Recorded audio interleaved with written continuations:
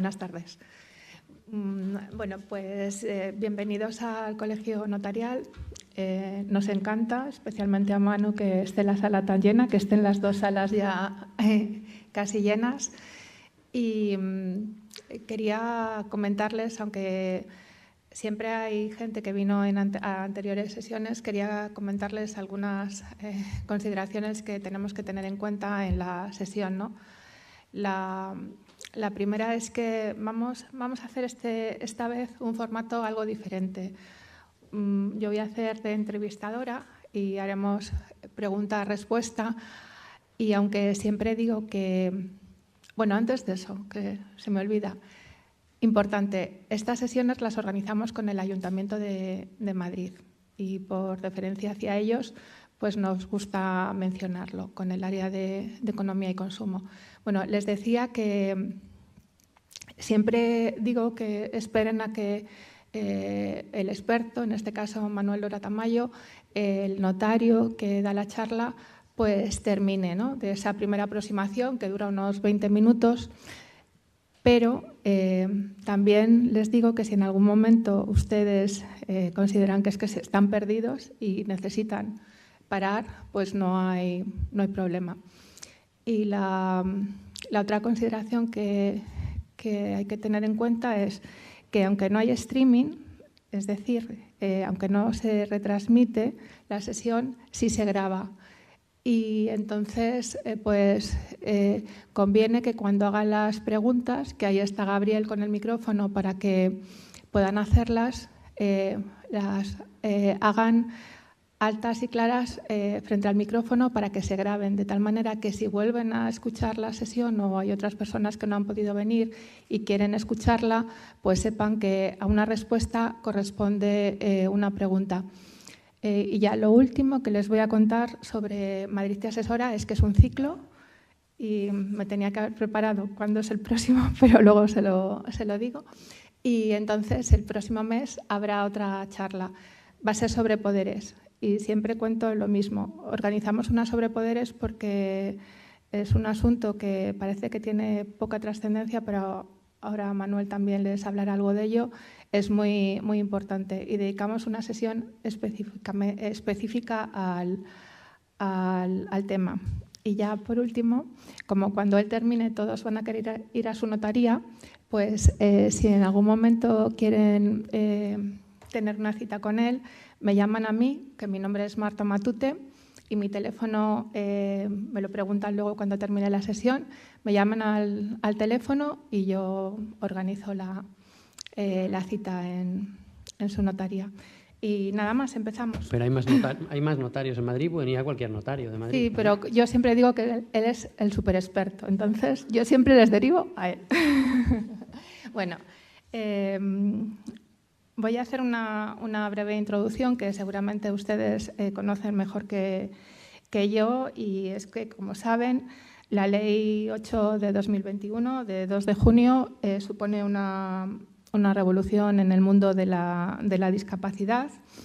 Hay un cambio en la concepción, ¿no?, en la consideración de la discapacidad, primero a partir de la firma, de la aprobación de la Convención sobre los Derechos de las Personas con Discapacidad del 13 de diciembre de 2006, que si no me equivoco fue en Nueva York, ¿verdad?, y que fue ratificada en España, por España el 2 de diciembre de 2007. Hasta entonces se consideraba que la persona con discapacidad era una persona enferma que tenía que ser curada. Era un modelo que se llamaba médico rehabilitador. Pero a partir de la nueva ley, el modelo es un modelo de integración. Una persona con discapacidad no tiene que ser curada. Lo que tenemos que hacer todos, lo que tiene que hacer la sociedad es romper o limitar esas barreras que impiden que esa persona se integre. Esto, como les digo, pues es un cambio revolucionario y además se traslada el problema o se traslada la obligación a toda la sociedad. Como consecuencia de la Convención, de la aprobación de la Convención, en España se adoptan una serie de cambios legislativos. El más importante es el de la Ley 8/2021, de 2 de junio. aunque hay otros, pero es básicamente un cambio que afecta al ámbito jurídico civil, lo que significa que las personas que antes de la ley morían civilmente a la edad de 18 años, cuando eran mayores de edad, un juez les inhabilitaba, pues a partir de la nueva ley estas personas tienen derechos, son titulares de derechos y pueden ser titulares de bienes, de derechos y formalizar negocios jurídicos. Y lo que se hace es que se pasa de la tutela a un régimen de apoyos, que a mí lo que me gusta es que además son ellos los que deciden quiénes quieren que sean las personas que les apoyen, y aunque puedan necesitar ayuda y la protección, ellos son los que deciden. Entonces, antes de entrar en profundidad a describir el esquema de las medidas de apoyo y lo que supone lo que la ley ha traído consigo, hemos pensado que sería conveniente hacer una valoración de lo que la ley ha supuesto para las personas con discapacidad y qué impacto ha tenido en la práctica. Cuando quieras. Bueno, muchas gracias, Marta. Cada vez te sabes mejor la ley, ya dentro de poco me sustituyes completamente y entonces ya... Bueno, gracias a todos ustedes por asistir. Encantado, la verdad, de compartir un rato esta tarde con ustedes. Espero que les sea provechoso.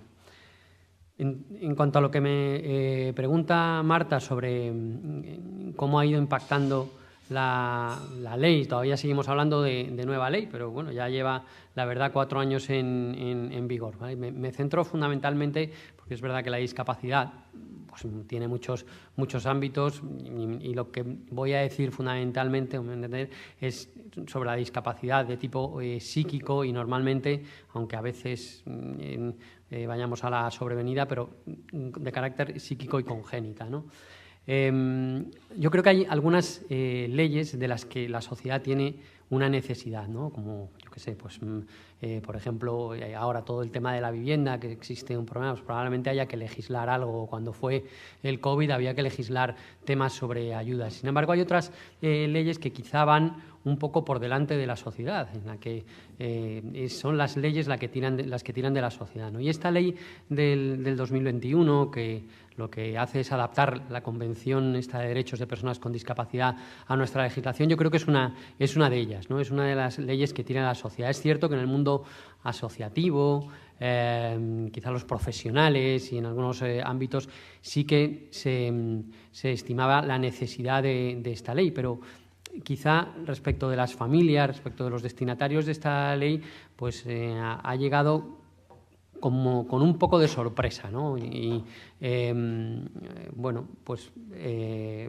quizá fruto de ello es que haya tanta gente aquí, ¿no? Existe como una necesidad, después de 4 años, de seguir conociendo lo que existe en la ley. Yo creo que sí que ha empezado a existir un impacto, ¿no? de esta ley, ¿no? Quizá en 3 puntos, ¿no? En la parte profesional o institucional, en la parte de familias y en la parte de las personas con discapacidad, ¿no? En los profesionales, desde luego, ha existido una necesidad de formación, de conocer cuál es el contenido de esta nueva ley, la nueva nomenclatura, la nueva situación de las personas con discapacidad. Se han ido revisando algunas situaciones y sobre todo la forma de actuar, por ejemplo, en notarías, ¿no? Dando cabida a personas que antes pues, se les excluía directamente o se les mandaba a un juzgado, ahora pues, se les acoge. Es verdad que siempre hay cierta resistencia, ¿no? En los profesionales a las novedades, de este tipo, y más cuando tienen que ver con un tema de capacidad, ¿no? para actuar. Siempre hay cierto temor. Pero yo creo que, bueno, pues vamos viendo en las notarías, en los juzgados, en determinados sitios, pues personas con discapacidad que van ejerciendo sus derechos. En las familias, todo esto son percepciones personales, esto no es un estudio que haya hecho objetivo. En las familias, yo lo que he percibido es también mucha necesidad de formación, de entender qué es esto de que yo ya no soy el tutor de mi hijo, y yo no soy qué pasa, qué es esto del término de la curatela o la guarda. Bueno, ahora iremos intentando explicar estos términos, pero hay como mucha necesidad de conocimiento. También hay un poco de miedo, ¿no? Decir, oye, antes sabíamos lo que iba a pasar, ahora parece que mi hijo va a ejercitar sus derechos, una persona vulnerable, mi familiar, bueno, pues hay cierto miedo. Y luego sigue existiendo, a mi juicio, una cierta tendencia a decidir por la persona con discapacidad, ¿no? A tomar sus elecciones cuando no es lo que se quiere, y entiendo la dificultad. Y luego, pues respecto de las personas con discapacidad, bueno, pues vamos entendiendo que la discapacidad es poliédrica, que probablemente muchas de las personas que estén aquí, que tengan alguna persona con discapacidad cercana, la discapacidad sea absolutamente distintas unas de otras y las necesidades unas de otras, ¿no? Entonces, pues vamos aprendiendo de las personas con discapacidad que son diferentes, que tienen cada una sus necesidades y que pensábamos que no podían decidir nada, y al revés, hay algunas personas con discapacidad que tienen bastante claro lo que quieren. Otras personas, pues hay que ayudarlas más, y en otros casos no pueden tomar decisiones, pero bueno, nos están sorprendiendo. No sé, yo creo que esa es una primera valoración, ¿no? Desde un punto de vista institucional, personal y familiar, la que he querido hacer. Vale, pues entonces, si te parece, empezamos con las medidas de apoyo, desplegamos todo lo que eso significa, y entonces pues es fundamental entender bien qué es una medida de apoyo y cuál es el esquema actual. Muy bien. Pues, un apoyo, ya existían, apoyos en muchos ámbitos, ¿no? de la discapacidad. Fundamentalmente pues en el ámbito de la enseñanza, ¿no? Han existido siempre apoyos, profesores de apoyos. En el ámbito laboral, ¿no? Hay unos preparadores laborales que ayudan a la inserción, que explican cuál es el cometido de un trabajo. O sea, que es una persona que en realidad está ayudando a otra persona con discapacidad. En el apoyo me refiero siempre en el ámbito de la discapacidad a ejercer o realizar alguna tarea, ¿no? Entonces, en el ámbito jurídico, si lo trasladamos, sería pues una persona que ayuda a la persona con discapacidad al ejercicio de sus derechos, o que excepcionalmente podría ejercitar sus derechos por ella si no puede ejercitarlos por sí mismo.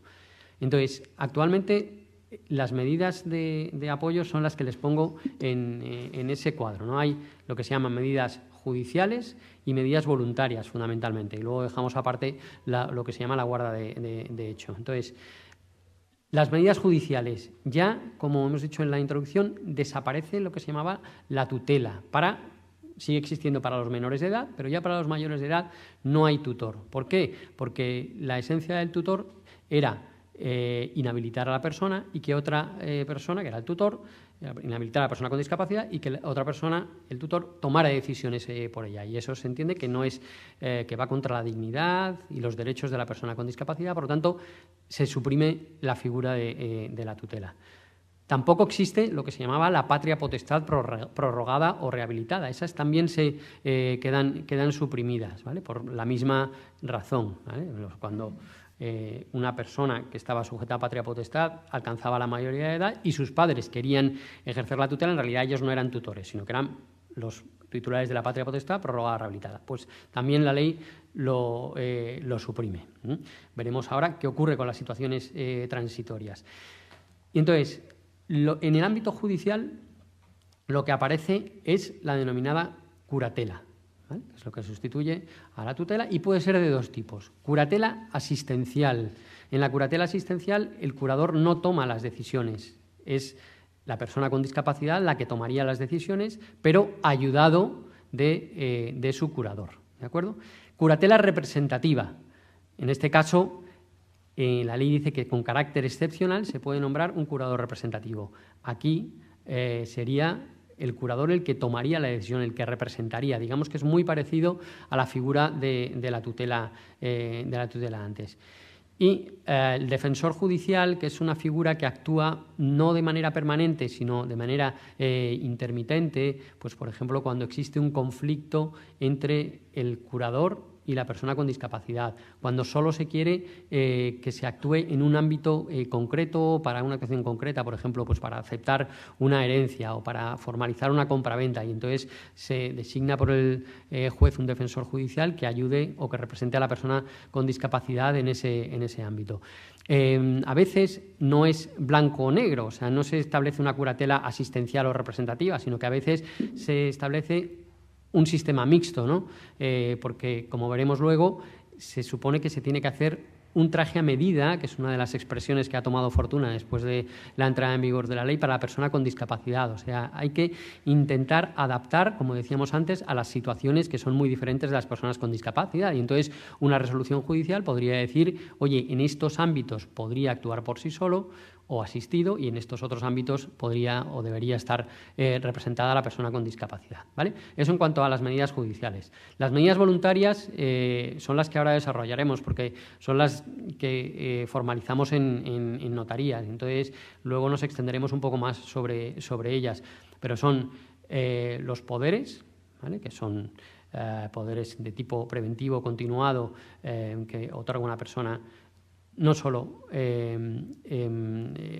normalmente se otorga a una persona con discapacidad en previsión de su discapacidad, en este ámbito del que estamos hablando, la autocuratela, que sería un documento en el que una persona designa quién quiere que sea su curador el día de mañana, y una escritura de medidas de apoyos voluntarias, que sería la que otorga a una persona que ya tiene una discapacidad para regular la forma en que quiere ejercer sus derechos.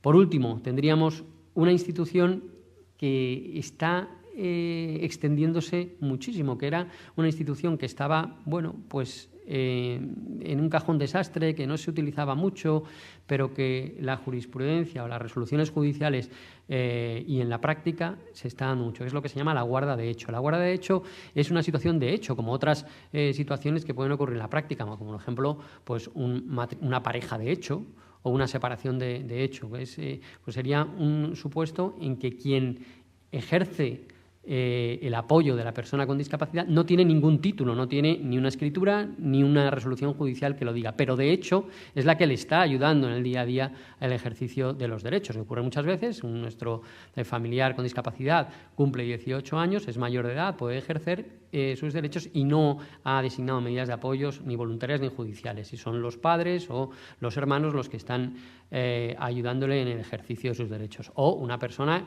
que va cumpliendo años, va perdiendo facultades mentales y tampoco ni se ha llevado a un juzgado ni ha otorgado un poder. En ese caso, pues los hijos probablemente sean los que, o el cónyuge, el que ejerzan como guardadores de hecho. Tiene un ámbito bastante más limitado de actuación.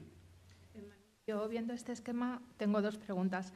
La primera es ¿por qué recurrir a medidas judiciales, o cuándo recurrir a medidas judiciales y cuándo a medidas voluntarias? Y luego, si se pueden ir complementando, si se pueden ir solapando o no, o tienes curatela asistencial, o tienes autocuratela, o tienes curatela representativa, o ¿cómo se ordena este esquema en las decisiones? Vale. A ver, claro, quizás es una cuestión un poco personal y que también va a partir de la situación o de las posibilidades de expresión y de conformación de la voluntad de una persona con discapacidad, ¿no? Uno puede elegir si quiere ir al juzgado a que se le establezcan unas medidas de apoyo judiciales, o ir a una notaría a unas voluntarias. Pero es verdad que en la notaría nosotros no podemos decidir por la persona, sino que es la persona la que decide, con lo cual la persona con discapacidad tiene que poder, aunque que sea con el apoyo del notario, aunque sea utilizando instrumentos o distintos sistemas de lenguaje alternativo o aumentativo, poder conformar y expresarnos su voluntad, ¿no? Entonces, bueno, se pueden utilizar una u otra y se podrían complementar, pues si las medidas judiciales o las voluntarias se quedan cortas, sí que podría aparecer la guarda de hecho, o si uno quiere solicitar dejar sin efecto las medidas judiciales, tiene que acudir al juzgado y otorgar unas voluntarias, ¿vale? O sea, no podrían utilizarse. Lo que sí que hay es un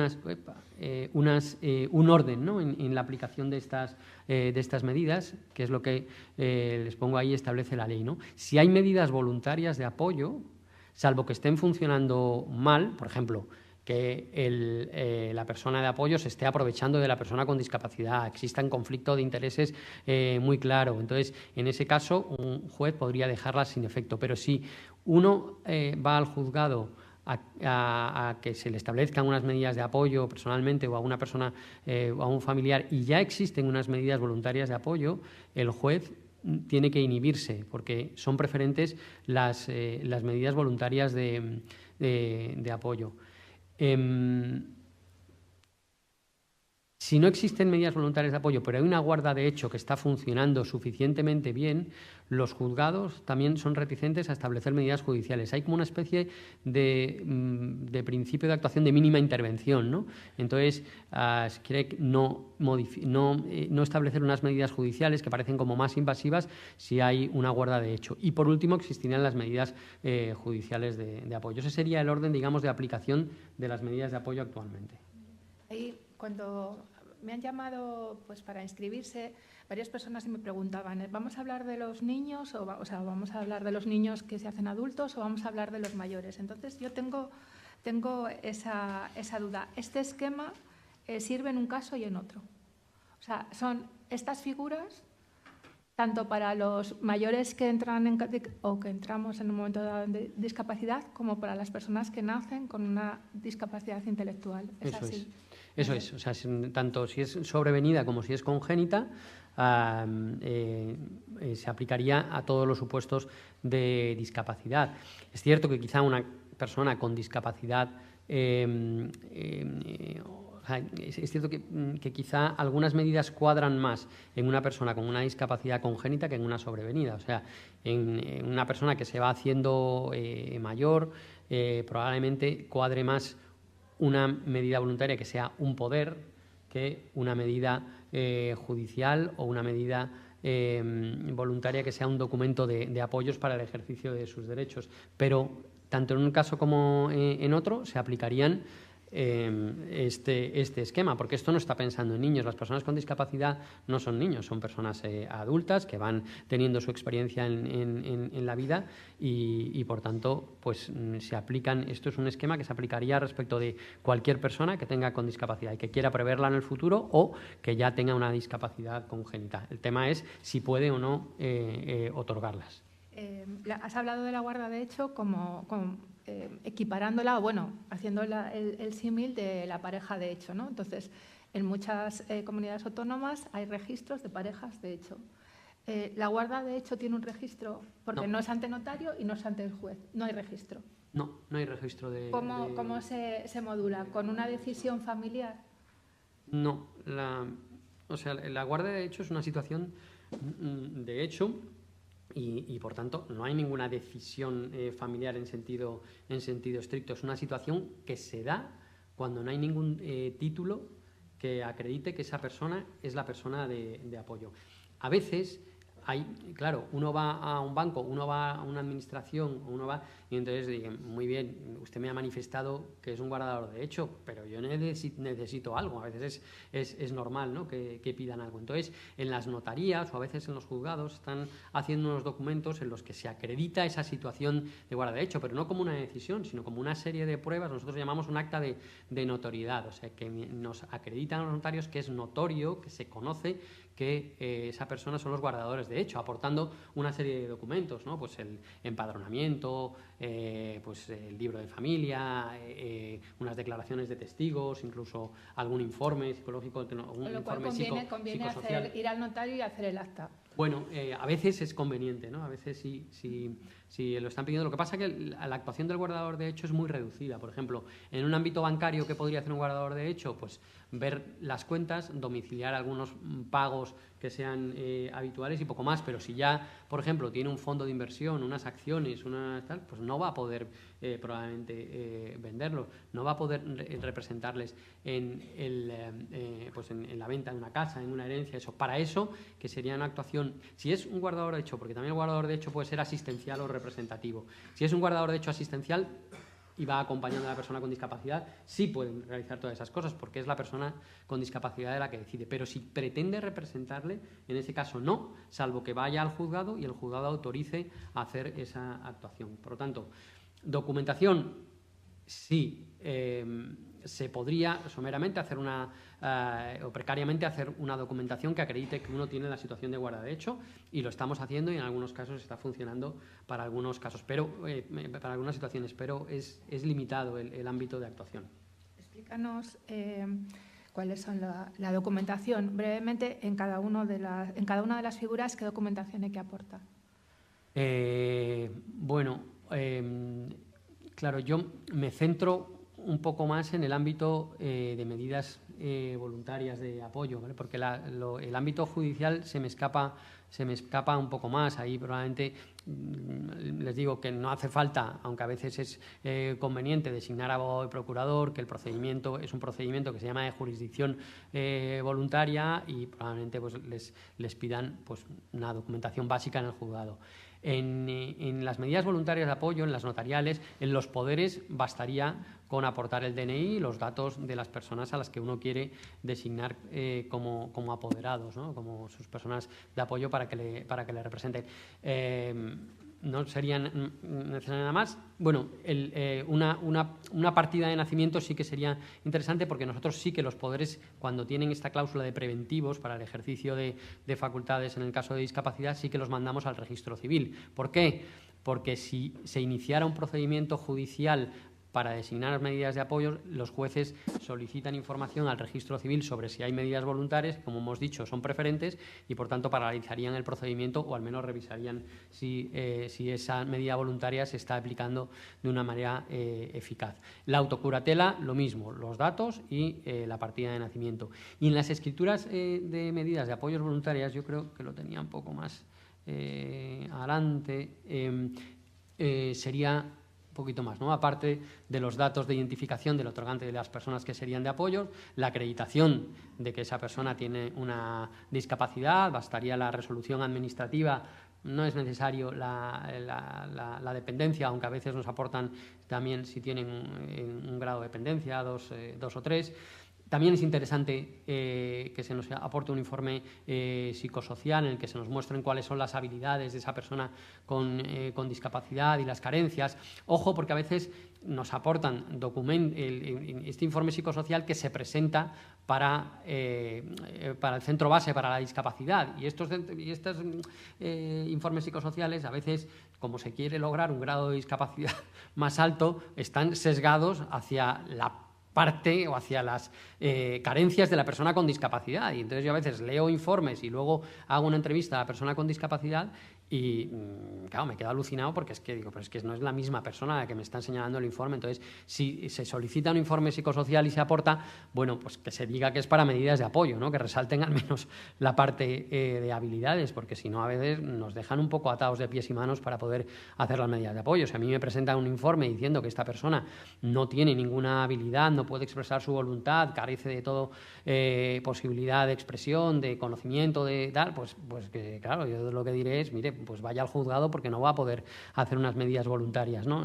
Notariales. Y en algunos centros, en algunas asociaciones, fundaciones de discapacidad, se trabajan los mapas de apoyo, ¿no? Que son también interesantes porque pues supone la preparación de la persona con discapacidad para el otorgamiento de este documento en los distintos ámbitos y con qué qué intensidad y qué personas y respecto de qué ámbito se quiere que se tenga apoyo o no. Y también, ahí no he puesto, pero sería necesario, porque estos también se comunican al registro civil, la partida de nacimiento o libro de familia en el que se puedan reseñar los datos de inscripción en el registro civil, también con la misma finalidad, ¿no?, que decíamos antes. Vamos a la parte de la transición. Teníamos una tutela y ahora tenemos que pasar a una curatela, autocuratela. ¿Cómo se hace esa? ¿Cómo es administrativamente o notarialmente o judicialmente esa transición? Vale. Eso es una de las dudas. Es una buena pregunta, porque es lo que cuando entró en vigor la ley, pues la gente se echaba un poco a temblar, ¿no? La ley inicialmente dio un plazo de 3 años para revisar las sentencias, ¿no?, de las antiguas sentencias de incapacitación o de modificación de la capacidad de obrar.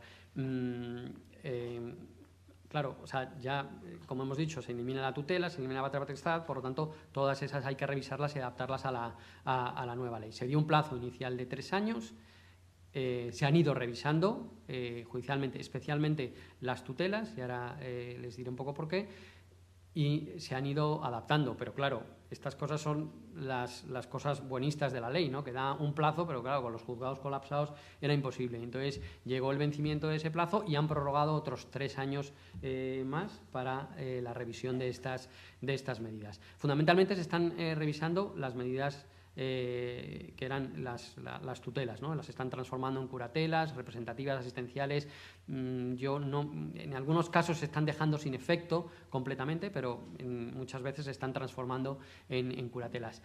Las patrias potestades, prorrogadas o rehabilitadas, les está costando muchísimo más. ¿Por qué? Porque el tutor normalmente tenía obligación de rendir cuentas anuales al juzgado, ¿no?, a la fiscalía, al juzgado, y entonces, claro, ellos detectan que existe esa resolución y, por tanto, pues ya la captan y la adaptan a la nueva ley. Los padres no tenían que rendir cuentas al juzgado, ¿vale?, porque había como más confianza en los padres que los tutores, ¿no?, según la ley, y por tanto, pues hay veces que no se están, es que ni se les está llamando. Entonces, ¿qué se puede hacer tanto en un caso como en otro? Si no les han llamado para revisar la tutela, si no les han llamado para revisar la patria potestad, podrían solicitarlo con carácter voluntario. Si no, pues en algún momento en que, por la razón que sea, tenga conocimiento el juzgado, pues les llamarán para la revisión de la medida. ¿De acuerdo? Aunque, como ya lo has dicho, ¿no?, ¿qué hago? ¿Voy a la notaría o voy al juzgado? Básicamente depende de la capacidad intelectual de la persona, ¿no? Eso es. Eso son caso por caso, ir viendo. Sí, y luego, o sea, tampoco les quiero engañar, o sea, una sentencia, pues en este ámbito es mucho más conocido que el documento notarial de apoyos, que quizás es menos conocido, porque esto es muy novedoso en la legislación. Yo, los que he estado haciendo, por lo menos no he tenido un feedback negativo, pero podrían extrañar, ¿no?, un documento de apoyo, a diferencia de una resolución judicial, ¿vale? Bueno, pues vamos con los testamentos. ¿Una persona con discapacidad puede hacer testamento? Vale. Una persona con discapacidad puede hacer testamento. Porque luego vendrá, yo tengo un hijo con discapacidad, ¿cómo ordeno mi testamento? Vale. Que esa es también la pregunta que todos los padres hacemos, ¿no?, pues, cuando sucede la circunstancia. Pues una persona con discapacidad puede hacer testamento, sin ninguna duda, siempre que pueda expresar su voluntad, ¿vale? Volvemos a lo mismo. Antes, en la regulación antigua, se decía que quien no pudiera expresar su voluntad, o el que tuviera una situación de discapacidad, lo expresaban como una fórmula un poco quizá antigua, ¿no?, y un poco indigna, ¿no?, el que habitual o accidentalmente no se hallara en su cabal juicio, que ese no podía hacer testamento. Y si además existían las sentencias judiciales anteriores o antiguas, decían que quedaba incapacitado para regir su persona, sus bienes, también se le imposibilitaba hacer testamento, incluso se le privaba el derecho de sufragio, ¿no?, el derecho de voto, que ya saben que se rehabilitó luego como consecuencia también de esta Convención de Nueva York. Entonces, si una persona estaba incapacitada, si no se decía nada en la sentencia de que no pudiera hacer testamento, necesitábamos un informe de 2 médicos que avalaran la posibilidad de que esa persona pudiera hacer testamento. Si decía la sentencia que no podía hacer testamento, esa persona no podía hacer testamento. Entonces, ¿ahora qué ocurre? Que las personas con discapacidad, como les digo, pueden hacer testamento, y si la sentencia que la incapacitaba decía que no podía hacer testamento, da igual. Todo lo que han sido privación de derechos se han excluido. Con lo cual, aunque la sentencia judicial diga que no podía hacer testamento, esa persona, si puede conformar y expresar su voluntad, podría hacer testamento. Hoy mismo he ido a una residencia en la que había una persona que estaba incapacitada.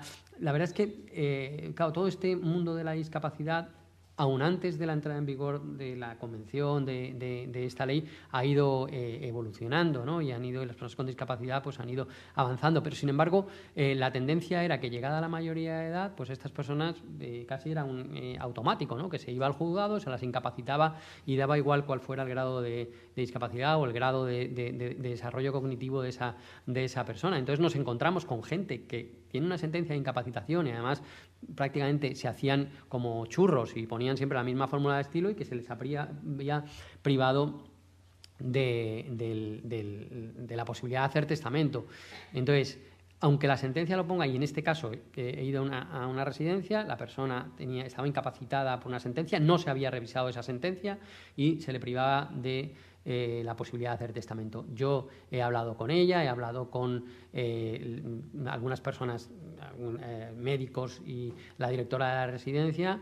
Yo he visto que esa persona podía expresar su voluntad, sabía a quién quería dejar sus cosas, y hemos hecho testamento, ¿vale?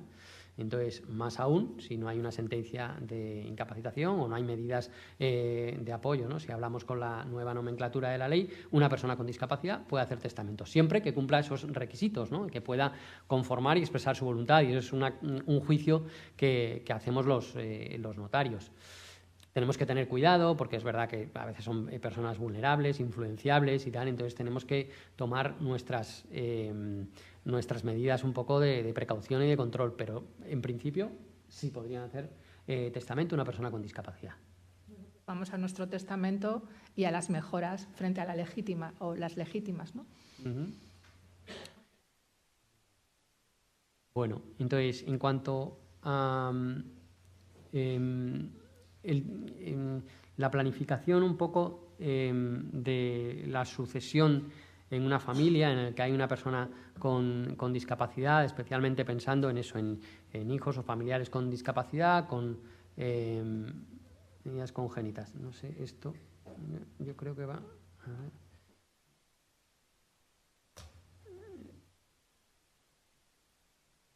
No la reproduce bien, pero bueno, a ver si lo consigo. Pero aquí sí porque no las tienes tú bien. Aquí las ves bien. Bueno, sí. ahí les pongo que en realidad no hay reglas generales, ¿no? O sea, que no les puedo decir, pues en caso de una persona con discapacidad tienen que hacer esto, esto y esto, sino que dependen un poco de varias circunstancias, ¿no? Yo creo, un lado del patrimonio que pueda existir en los testadores, en la familia, y que se pueda, es decir, no será igual pues una familia que tiene únicamente una casa o unos ahorros en el banco que familias que tengan un patrimonio mayor y que puedan repartir, ¿no? o dejar. También de las posibilidades que decíamos de la persona con discapacidad, ¿no? Habrá algunos casos en que una persona con discapacidad vaya a poder ejercitar sus derechos sobre los bienes, son bienes a lo mejor sencillos de administrar, generadores de rentas, y entonces, bueno, pues hay que hacer el testamento de una determinada manera, y también un poco del contexto de apoyo que se tenga. No será lo mismo aquel que tenga pues unos familiares, que tenga un contexto de apoyo adecuado, o amigos, o un círculo de apoyo adecuado, que aquel que no tenga, y que hay que buscar pues otras formas, ¿no? Entonces, a partir de ahí les pongo pues distintos instrumentos, ¿no? Es difícil en una charla de este tipo entrar en mucha profundidad, pero digamos que hay muchas herramientas que nosotros, pues cuando vais viniendo por las notarías, os vamos ofreciendo. Entonces, bueno, pues se podría mejorar a un hijo con discapacidad. Ahora veremos lo que es mejorar. Se podría distinguir entre usufructo y unidad de propiedad, atribuir bienes en copropiedad, en fin, ¿vale? Fijar esto, vamos a irlo viendo ahora poco a poco, aunque sea someramente, ¿vale? Entonces, ¿qué es esto de la facultad de mejorar? ¿Vale? Es dejar más bienes a uno que a otro. En este quesito que les he puesto sería para el caso de una pareja casada con hijos, en cuyo caso el quesito de la herencia, eso sería todo el patrimonio de una persona, se divide en 3 tercios, ¿vale?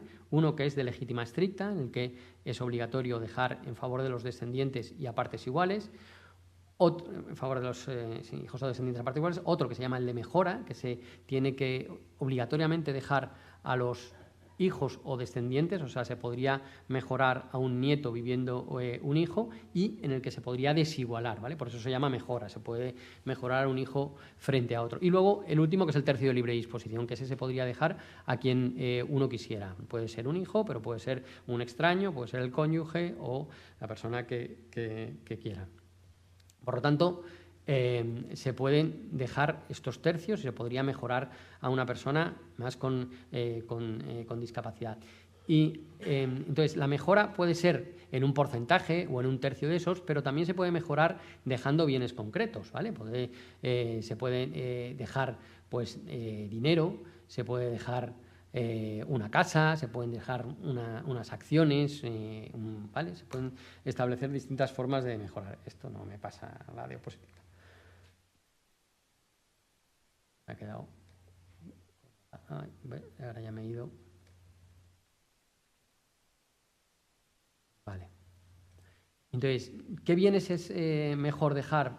Pues también van a depender un poco de la situación de la persona con discapacidad y la complejidad de los bienes. Habrá veces en que dejar una casa tenga sentido, pero para cubrir una necesidad de vivienda, pero si lo que se quiere es cubrir una necesidad de rentas y es una casa difícil de alquilar, que va a producir muchos gastos, pues uno a veces está dejando un regalo envenenado, ¿no? Entonces, pues porque bueno, pues la propiedad, la titularidad de una casa, todos lo sabemos, no solo genera rentas, sino también obligaciones y pagos y tal. Entonces a veces es más fácil dejar bienes sencillos de gestionar, que sean productores de rentas, unas acciones, un fondo, un tal, o una casa sencilla de alquilar. Entonces, bueno, pues hay que pensar a la hora de dejar bienes, si se quiere mejorar, qué bienes es mejor dejar y qué bienes no. Entonces, lo que pasa es que puede ocurrir que sea una familia joven y con hijos todavía pequeños, y entonces que no sepan qué va a pasar. Muchas veces ocurre, en mi experiencia, cuando existe una situación de discapacidad en la familia, o sea, nosotros, casi todo el mundo va dejando el testamento, pues hasta que no le vemos las orejas al lobo, como tantas cosas en la vida, pues no acabamos. Entonces, bueno, pues cuando ya somos mayores, le ha pasado algo a alguien, pues bueno, pues nos reflexionamos y decimos, bueno, hay que ir a la notaría a hacer testamento porque ya nos vale. Pero cuando en la familia existe una persona con discapacidad, si hubiera alguna estadística, estoy seguro, por lo menos la experiencia personal, es que la preocupación de qué va a ser de nuestros hijos en el futuro es mucho más acuciante y es mucho más temprana. Entonces, muchas veces acuden parejas jóvenes que todavía no saben decir, oye, sí, a lo mejor nuestra idea es mejorar, pero es que son tan pequeños los hijos que no sabemos muy bien qué hacer todavía con los bienes, no sé si tiene todavía sentido mejorar o no. Entonces, bueno, pues en esos casos, ¿qué ocurre? Que si falleciera uno de los cónyuges, el patrimonio de ese fallecido quedaría congelado, ¿no? y se regiría por su testamento sin que se pueda cambiar. ¿Cómo se puede modificar esto? Delegando en el cónyuge lo que se llama la facultad de mejorar, o sea, atribuyendo... No me funciona bien. Esto es, no sé, tengo que ir para atrás para que... delegando la facultad de mejorar, atribuyendo al cónyuge la posibilidad de utilizar no solo sus propios bienes, sino también los bienes del cónyuge fallecido para mejorar a los hijos comunes de ambos, ¿no? Esto también se puede hacer respecto de la pareja de hecho, y conveniente es hacerlo con un plazo, ¿no? Es decir, que se pueda mejorar, pero de un determinado plazo desde mi fallecimiento, ¿vale? Esto es una cuestión que flexibilizaría bastante la... Y lo tienes que dejar escrito en el testamento de uno y del otro. Todo esto... En los dos testamentos. Todas estas son medidas testamentarias, ¿de acuerdo? Lo escribes en uno con respecto al otro, vamos, la pareja con respecto al otro. Eso es, ¿vale? Entonces, facultad de mejorar. ¿Qué otras medidas podríamos tomar? Pues esta, por ejemplo, lo de atribuir bienes en distribuir, separar entre el usufructo y la propiedad, ¿no? El usufructo es un derecho que da, una institución que da derecho a disfrutar de unos bienes, depende de cada tipo de bien. El usufructo de una casa pues sería, por ejemplo, vivir en la casa o alquilarla y recibir rentas. Si es de un dinero, pues utilizar el dinero. Si es de unas acciones, recibir los dividendos, etcétera. Entonces, ¿cuándo se utiliza esta medida? Pues fundamentalmente cuando se quiere dejar unas rentas, pero se tiene miedo que por vulnerabilidad de la persona con discapacidad pues vaya a disponer de ese bien, le puedan engañar y puedan ver, si yo le dejo el pleno dominio, a lo mejor llega alguien y le quita o le malvende la casa, ¿no? A veces pues es cierto que cuando alguna discapacidad es congénita y de tipo, bueno, que tenga un fenotipo, o sea, que se aprecie, pues un síndrome de Down, una persona, pues ciertamente será mucho más fácil apreciar que ha habido un abuso sobre la persona con discapacidad si transmite o malvende una casa. Pero hay otras discapacidades, fundamentalmente la enfermedad mental y tal, que puede ser más complicado, ¿no? En ese caso, decir que ha habido un abuso porque no existen unos rasgos exteriores, sino que aparentemente está actuando una persona con discapacidad y entonces el otro está pensando que está comprando una ganga. Entonces, pues ante esos a lo mejor es conveniente desmembrar el dominio y atribuir pues a esa persona que se le quiere mejorar, que se le quiere dejar ese bien el usufructo, y a otra persona o otro hermano la propiedad. No sé si me extiendo mucho, Marta, en estas medidas. No, a mí me parece bien. A mí me está interesante. Otra forma de proteger también la propiedad es esta que digo, de atribuir bienes en copropiedad, porque también limita el poder de disposición. Es cierto que uno puede transmitir un porcentaje sobre un bien, pero es un poco más difícil que se lo compren. Además, el otro, un copropietario puede entrar a lo que se llama el retracto, adquirir preferentemente, cuando se haya vendido tiene un plazo para adquirirla de manera preferente, ¿no?, a ese tercero al que se la haya adquirido, ¿vale? Y tú lo que haces es que cuando llegan a la notaría te cuentan el caso y sacas y dices, pues para esto, ¿no? Como me contaba el otro día. Eso es. O sea, hay como dos perfiles, ¿no? Gente que viene y que tiene muy claro lo que quiere, y entonces yo intento encauzar, porque claro, muchas veces tienen claro lo que quieren sin conocimientos jurídicos. O sea, yo quiero esto para mi hijo, pero tengo un problema porque es que mi hijo le pueden tal. Entonces, bueno, pues entonces y yo voy buscando la institución. Y hay gente que dice, mire, no tenemos ni idea de lo que queremos. Y entonces, bueno, pues yo le voy hablando, como le estoy hablando esto, pues les expongo un poco un panorama general de todas las posibilidades y vamos viendo las que mejor se ajustan. Eso sería un poco la forma de actuar. No tengo ni idea de lo que harán otros notarios, ¿vale? Pero yo intento, o sea, primero suelo tener una entrevista previa con la familia y me cuentan. Y claro, si a lo mejor vienen ya asesorados de un abogado o lo que sea, entonces en ese caso pues lo tienen más claro, pero serían como un poco las dos posibilidades. A veces matizamos lo que quieren, o cuando yo les cuento alguna cosa matizamos, pero sí serían como los dos perfiles. Pero abogado no necesitan, ¿no? Porque vosotros ya os lo sabéis, ¿no? Sí, porque es pagar un abogado para cosas que vosotros ya os sabéis. Claro, bueno, hay algunos abogados especializados en discapacidad que realmente saben y pueden servir de ayuda. Pero no, o sea, si me preguntas, ¿es imprescindible? No es imprescindible que vaya un abogado. ¿Es conveniente a veces? Pues sí, vamos, nosotros, o sea, depende un poco, pero les pueden dar también alguna idea, etcétera. ¿Vale? Yo tampoco quiero decir que no vayan ni que no sirven para nada en esto. No es imprescindible, podéis ir, nosotros estamos... Es decir, hay o sea, en esto, en los testamentos, los notarios como que somos muy expertos, porque estamos haciendo un montón de testamentos prácticamente todos los días, ¿no? Entonces es como mucho nuestro ámbito de actuación.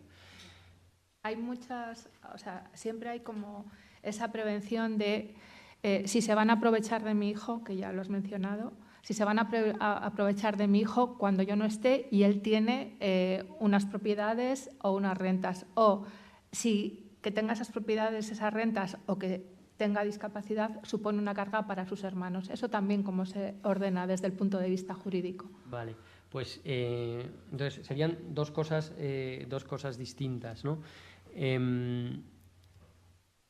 Uno, el tema de la vulnerabilidad, ¿vale? Ya les he comentado algunas medidas, ¿no? Por un lado, separar entre usufructo y propiedad, atribuir bienes en copropiedad, pero hay una medida que a mí me gusta bastante, que es también más o menos novedosa desde esta ley, que es esta que les pongo aquí. No sé si se ve el ratón cuando yo... No. Ahí no. Entonces, que es esta que pincho, que es fijar un régimen de administración y disposición de los bienes. Cuando uno deja bienes a título gratuito a favor de una persona con discapacidad, que puede ser vía testamento o vía donación, ¿vale? En vida o mortis causa, ahora estamos hablando del testamento, pero podría aplicarse también a las donaciones, se pueden regular un régimen de administración y disposición de esos bienes, ¿vale?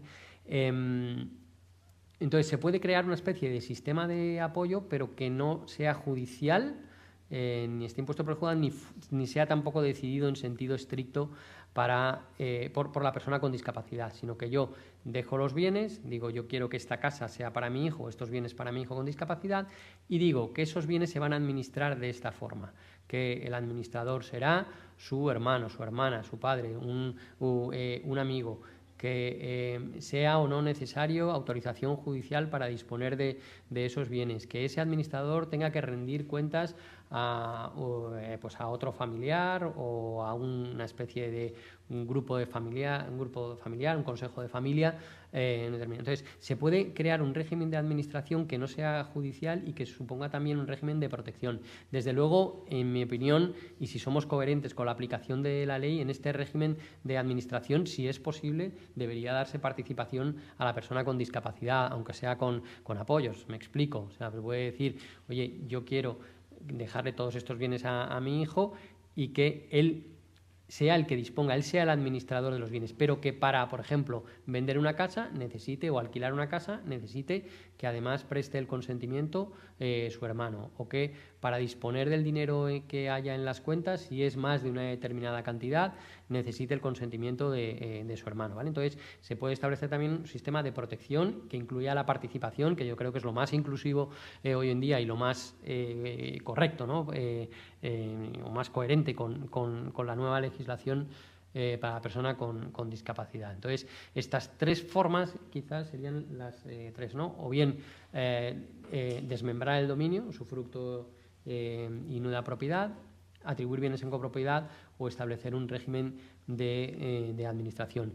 Y en cuanto a la otra que me decías, La carga puede ser una carga para los hermanos y tal. Bueno, pues se puede establecer lo que se llama una obligación o un contrato de alimentos. O sea, para que, bueno, pues todos sabemos que la discapacidad supone unos gastos, unas atenciones, un dinero, y que, bueno, si se deja los bienes a partes iguales y además un hijo se tiene que hacer cargo de otros, pues puede ser un poco oneroso. Entonces, se puede decir, bueno, yo dejo, en vez de mejorar a la persona con discapacidad, mejoro a su hermano o a la persona que vaya a establecer apoyo. Pero a cambio le impongo una obligación de lo que se llama una obligación de alimentos, ¿vale? Que no es una obligación de darle comida, sino que jurídicamente una obligación de alimentos se entiende de una forma un poco amplia, ¿no? Una obligación pues de darle una determinada, pasar una determinada renta, atender sus gastos sanitarios, sus necesidades de vestido. Incluso se pueden regular, que a veces es casi lo más importante para las personas con discapacidad, las necesidades afectivas, aunque es siempre difícil de recoger, pero a veces en los testamentos pues hay gente que dice, pues yo quiero que establecer que probablemente acabe viviendo en una residencia, pero que su hermano le vaya a visitar con determinada periodicidad, que en fines de semana o que en periodos vacacionales pues se lo lleve con él. Bueno, pues todo eso se puede recoger. El tema es cómo se vigila el cumplimiento de eso. Pues depende ya del entorno de confianza, ¿no?, que exista. Se puede decir, pues, bueno, yo confío en que esto se va a hacer, lo que pasa es que lo quiero dejar por escrito porque negro sobre blanco pues me quedo más tranquilo, ¿no? Mi padre, que también ha sido notario, siempre me decía una frase, ¿no?, que decía, abuelo, que las cosas estas hay que hacerlo con el cariño de las familias, pero con el rigor de los extraños, ¿no? Entonces, que esto tiene que estar, bueno, bien recogido, ¿no? Y se puede designar una persona que vigile el cumplimiento de eso, una albacea o que esté pendiente de esto, y que si no se cumple, pues existan determinadas sanciones. Yo a mis hijos pequeños siempre les digo que obligación sin sanción no existe, ¿no? Entonces, que si no cumples hay que poner sanción, porque si no te quedas como un acto bonista, ¿no? Entonces, pues ¿qué se puede decir aquí? Pues que si no estás cumpliendo y el albacea, la persona de vigilancia, lo está detectando, pues que tú pierdes los bienes o un porcentaje, o ese bien revierte en el hijo con discapacidad o pasa a otra persona esos bienes que se hagan cargo, ¿no? Puede ser más o menos complejo dentro del ámbito, pero bueno, se puede conseguir eso. Yo estoy pensando en mi testamento y mis hijos no tienen ni idea de lo que dice mi testamento, ¿no? Tampoco hay mucho más para decidir, pero entiendo que en una situación como esta conviene que toda la familia esté al corriente, todos los hermanos estén al corriente de las decisiones que se han tomado, sobre todo en la parte de la mejora, y luego esa prevención que tenemos los padres de que si en un momento determinado lo que era una familia bien avenida se convierte en una familia en la que hay varios hermanos peleados. ¿Cómo se puede resolver eso testamentariamente o prevenir cuando nosotros ya no estemos? Vale. Pues mira, esto que os pongo aquí, que también la verdad es que lo pongo aquí dentro de las medidas que se pueden utilizar, pero es lo que se llama un nombramiento de contador partidor. ¿Qué ocurre cuando una familia está peleada? Y puede ocurrir, porque puede ocurrir en cualquier herencia, exista o no una persona con discapacidad, pero si a veces se toman algunas medidas respecto a una persona con discapacidad que la pueden favorecer, pues puede surgir algún tema conflictual, ¿no?, con la persona con discapacidad. Entonces, claro, para repartir una herencia, que es lo que nosotros llamamos una escritura de aceptación y distribución de la herencia, es necesario la conformidad de todos los herederos. Tienen que prestar el consentimiento. Basta con que uno se niegue para que eso pues no se puede obligar a nadie a firmar una distribución de herencia. Entonces, ¿qué ocurre en esos casos si no hay ninguna previsión? Pues que hay que ir al juzgado a nombrar nuevamente un contador partidor, o notarialmente se establece un expediente de jurisdicción voluntaria para el nombramiento de un contador partidor. Entonces, ¿cuál es la forma de anticiparse a una posible pelea? Nombrar pues un contador partidor en el propio testamento, es decir, que queremos que el que reparta la herencia sea esta persona. Entonces hay que pensarlo a largo plazo, con lo cual siempre tiene que ser una persona normalmente algo más joven que nosotros, porque claro, si designamos, por mucha confianza que tengamos, a nuestros padres de contadores partidores, pues probablemente cuando nosotros fallezcamos, pues ellos también lo habrán hecho, o a una persona de nuestra edad, pues si no ha fallecido, a lo mejor está gaga, ¿no?, en ese momento, y entonces no nos va a ayudar. Entonces, pues una persona de confianza no tiene por qué ser un abogado, y podría ser una persona pues que tenga, una persona que tenga un poco la confianza de la familia y que sepamos que tenga cierto criterio. Solemos incluir, aunque no sería necesario, pero que lo sepan, que designar un contador partidor no obliga a la familia a pasar por ese contador partidor si hay acuerdo, ¿no? Solemos poner lo que nosotros llamamos una cláusula de no estorbar, ¿no? Si hay acuerdo en la familia, pues la familia reparte los bienes, hace la escritura de herencia y se acabó. ¿Por qué lo pongo también en este ámbito de la discapacidad? Porque puede ocurrir que la persona de apoyo, la persona con discapacidad, sea uno de los interesados en la herencia. Entonces ahí se genera lo que se llama en derecho un conflicto de intereses. No es que estén peleados, sino que el derecho ve con malos ojos que una persona actúe en su nombre y además en representación de otro que esté interesado en la misma situación, porque hay desconfianza y se piensa que siempre va a barrer para casa y beneficiarse para a sí mismo. Entonces, muchas veces eso obliga a acudir a juicio, a designar lo que se llama el defensor judicial, que hemos visto antes, ¿no? Que entonces retrasa la partición de la herencia, puede complicar cuando existen necesidades perentorias de la persona con discapacidad. Entonces, si tenemos designado en el testamento un contador partidor, pues nos saltamos esa necesidad de acudir a juicio, y entonces el contador partidor podría hacer la partición, aunque haya acuerdo de la familia, aunque actúen de consuno, pero ahí se evitaría la existencia del conflicto de intereses, ¿no? Vamos a pasar ahora a las preguntas, pero solo te quiero, bueno, para cerrar, que hablemos un poco más de los mayores y que nos digas a qué edad, incluso cuando estamos bien, sería conveniente tomar algunas decisiones que aventuren una posible discapacidad. Y luego, pues, si quieres hacer alguna mención expresa sobre los mayores en este ámbito. Vale. En realidad no hay una edad específica, ¿no? Para firmar por parte de una persona mayor uno de estos documentos. Sí que habría una edad límite, ¿no? Al revés, es decir, cuando uno ya no pueda expresar, porque ya ha ido deteriorándose tanto cognitivamente que no pueda expresar, ya en una notaría no se puede hacer nada. Entonces, yo siempre digo que quizá hay dos básicos en una notaría, ¿no? Que son el testamento y el poder preventivo, ¿vale? El poder preventivo lo hemos visto antes como una de las medidas de apoyo, y en el ámbito de las personas mayores es en el ámbito en que cuadra más esta medida.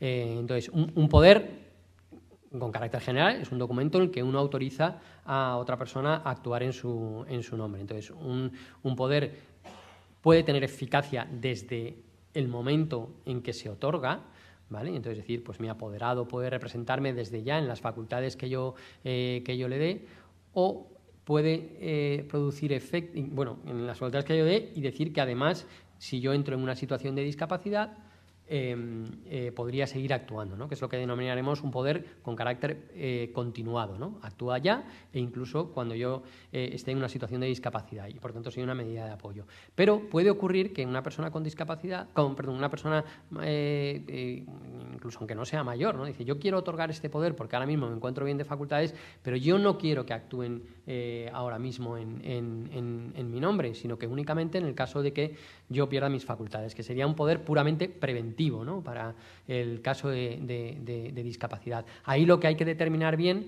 es cuál es el momento de entrada en vigor y cuáles son los requisitos que debe cumplir. Si, por ejemplo, hay que aportar un informe médico, un determinado grado de discapacidad, si es necesario un acta de notoriedad que acredite notarialmente que una persona se encuentra en una situación de discapacidad, o si tengo tanta confianza en esa persona que basta que él lo diga, porque es mi mujer, mi marido, y yo tengo cierta confianza, y entonces basta que él diga que yo no puedo porque estoy en una situación de discapacidad para que ese poder entre en vigor.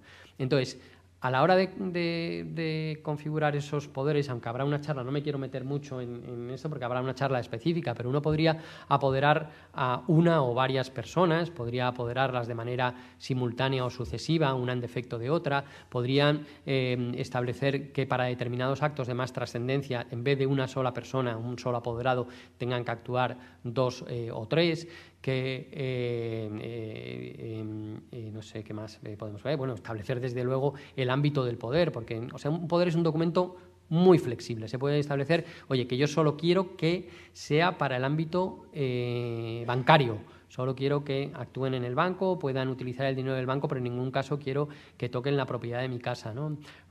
O podemos ir ampliando hasta llegar a lo que llamamos un poder general, un poder de ruina. Cuanto más amplio, más confianza se puede hacer. O sea, un poder preventivo evita que uno tenga, o sea, que la familia tenga que ir al juzgado a designar una persona de apoyo, un curador, con lo cual, bien utilizado, es un documento muy útil. Mal utilizado es una bomba de relojería, porque claro, si se eligen mal a las personas apoderadas y utilizan mal el poder, pues tenemos un problema. Desde luego se puede anularlo judicialmente, pero lo hecho por los apoderados probablemente hecho está y no se pueda anular, ¿vale? Con lo cual hay que elegir bien, pero es un instrumento muy, muy, muy potente para el caso de las personas mayores.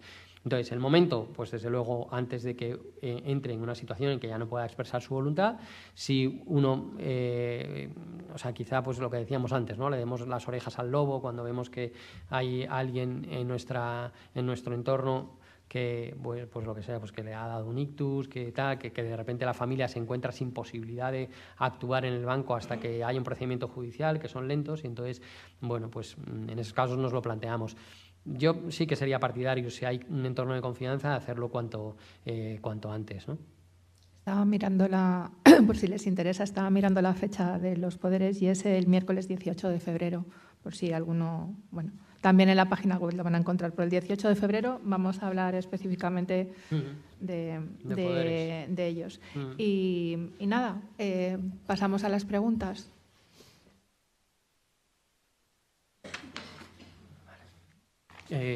¿Vas dando paso tú a las preguntas? Gabriel.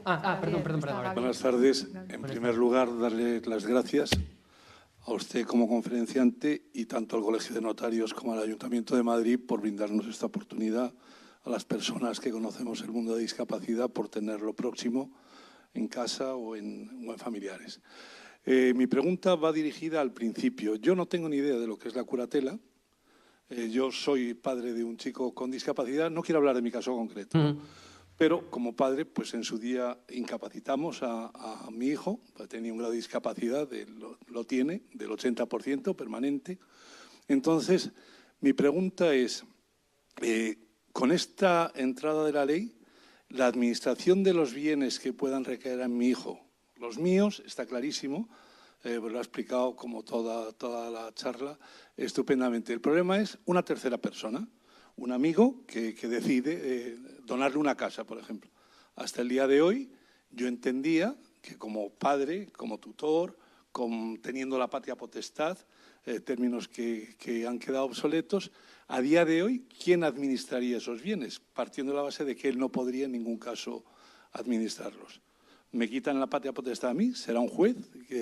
¿Quién es? ¿Cómo se puede solucionar? En fin, creo que me gustaría generalizar y no llevarlo a un plano personal. Correcto. Muchas gracias. Entonces, para generalizarlo, entonces nos encontramos en una situación en que ya existe una resolución judicial en la que se había incapacitado y nombrado un representante, que podría ser o un tutor o un titular de la patria potestad. Y hay una serie de bienes que ya tiene esa persona con discapacidad a su nombre y que los están administrando, por tanto, normalmente los titulares. Podemos plantear también la otra situación, que sería bienes que se le van a dejar en el futuro, ¿vale? Entonces, ahora mismo, cuando se revisa la resolución judicial, tiene que haber una alternativa por parte del juez. O sea, no es que se deje sin efecto automáticamente la tutela o la patria potestad, sino que el juez la revisará y dirá, bueno, pues la situación de esta persona supone la necesidad de acudir a una curatela representativa o a una curatela asistencial y, por tanto, este es el régimen de apoyos que fijo para esa persona con discapacidad. Entonces, la administración de esos bienes pues, van a corresponder al curador por sí solo, si es representativo, o curador más persona con discapacidad, si establece una medida de carácter asistencial, ¿no? Una curatela asistencial, ¿vale? O sea, que en ningún caso esos bienes serían más extraños, sobre todo si ya tiene bienes a su nombre, que dijera el juzgado, elimino cualquier medida de apoyo y, por tanto, dejo a esa persona sin apoyos. Sobre todo si hay, como decimos, un patrimonio que administrar. Entonces, en esos casos lo recomendable sería que al revisar la medida de apoyo se ponga de manifiesto al juez que existe una necesidad de apoyo constante porque hay un patrimonio que gestionar, porque a lo mejor si no se dice nada, el juez dice, bueno, pues una persona que no tiene bienes, que no es necesario, pues dejamos sin efecto y que actúen los padres como guardadores de hecho, ¿no? Entonces, ahí sí que a lo mejor habría que trabajarse un poco la medida de apoyo en el ámbito judicial.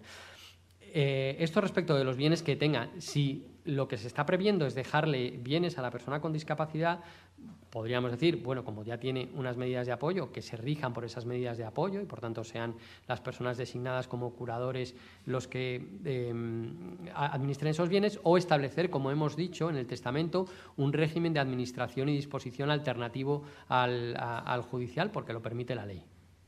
¿Vale? No sé si he respondido. Vale.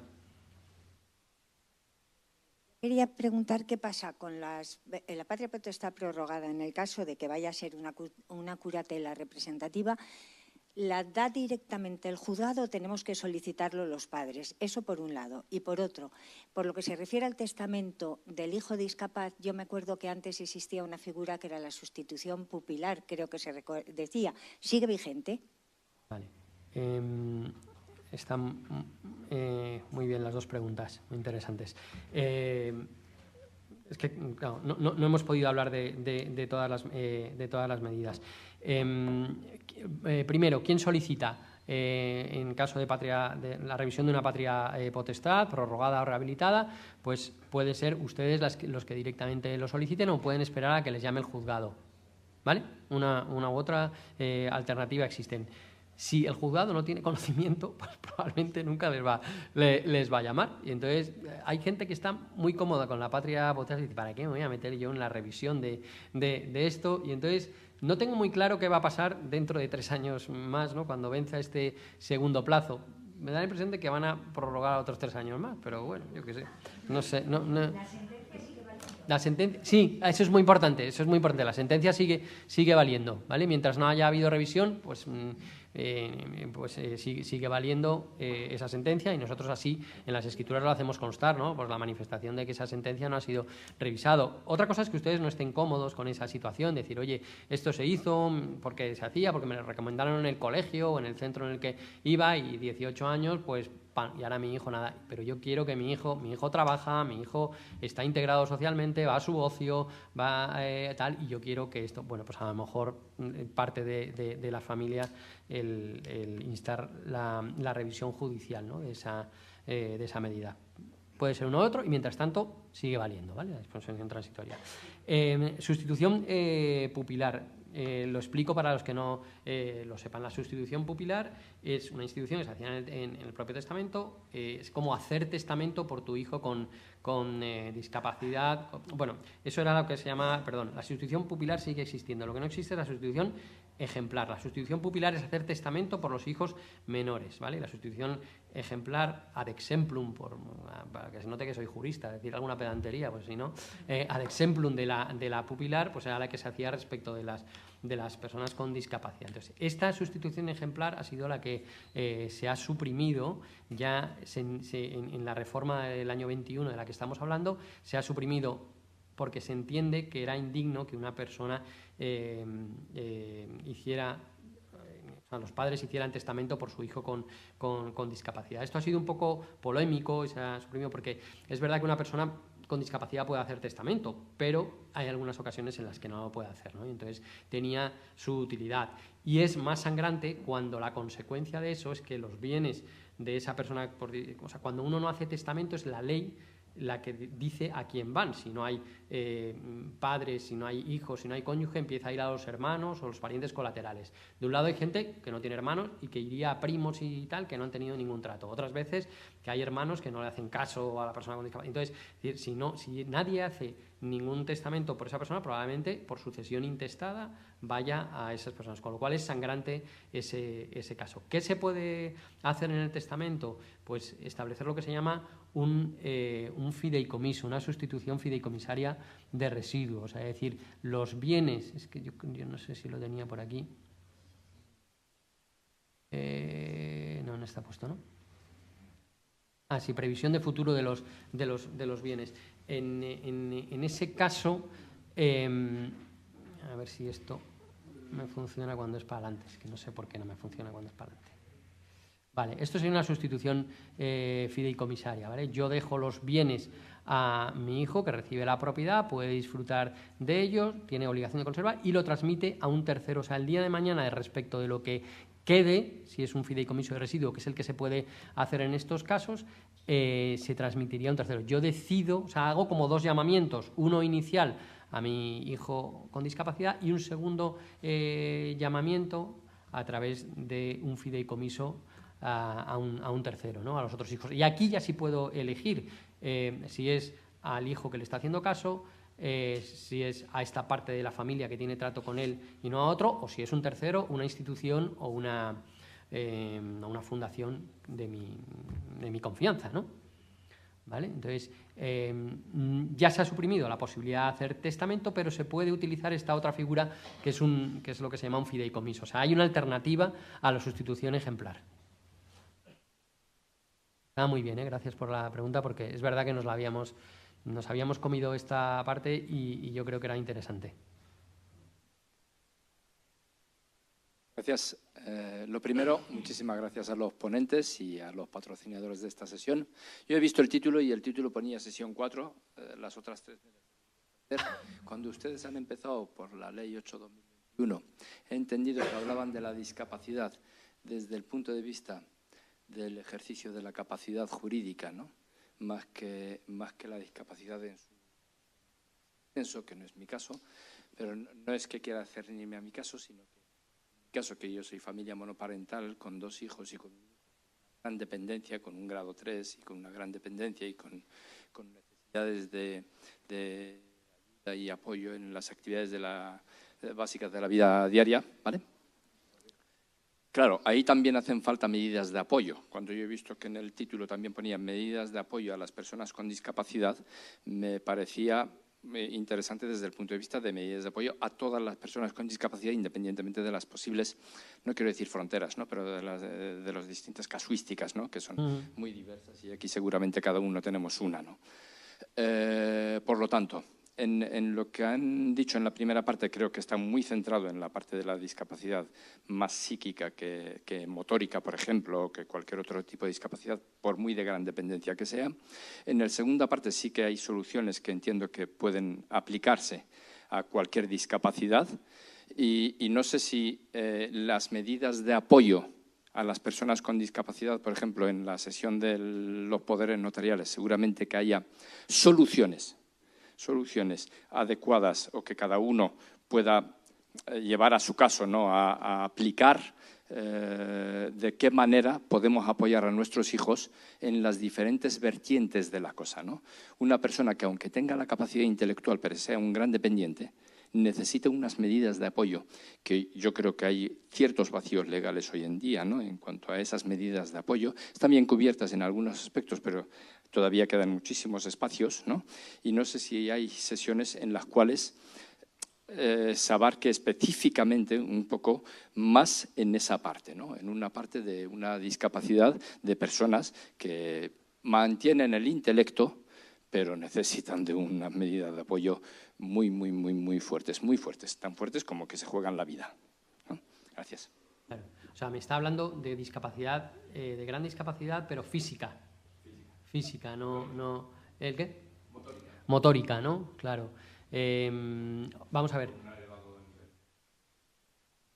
Claro, sí. Es verdad que en las personas con discapacidad física, aunque hay algunas medidas de estas de discapacidad que les son aplicables, claro, probablemente para el ejercicio de sus derechos jurídicos no vayan a tener más problema, porque ellos pueden expresar su voluntad incluso sin necesidad de apoyos, ¿no? Sin necesidad de un curador, ni asistencial, ni representativo, ni un guardador de hechos, sino que...